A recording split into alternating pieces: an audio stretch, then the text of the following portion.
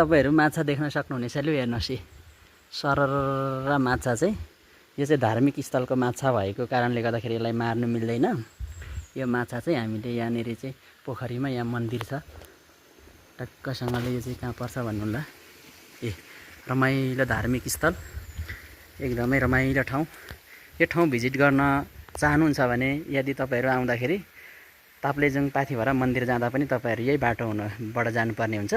त्यही भएर केही समयमा यसो मैखला गाउँपालिका भन्ने ठाउँमा आएर तेम्बे हुँदै चाङे भन्ने ठाउँमा आएर तपाईहरुले माछा पोखरी कहाँनिर हो भन्यो भने यहाँको स्थानीयले बताइदिनुहुन्छ। तपाई यो ठाउँमा आएर चाहिँ एकदम आफूले हर कुरा चाहिँ चिताको मागेको कुराहरू चाहिँ यो ठाउँमा पुग्छ। यो धार्मिक स्थलमा आस्था रहेको छ।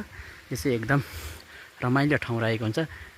ल तपाईहरु यो भिडियो आउनु भएको छैन भने यो भिडियो हेरेर पनि तपाईहरु अवश्य पनि आउन सक्नुहुनेछ र भिडियो हेरेर मनोरञ्जन लिन सक्नुहुनेछ। ल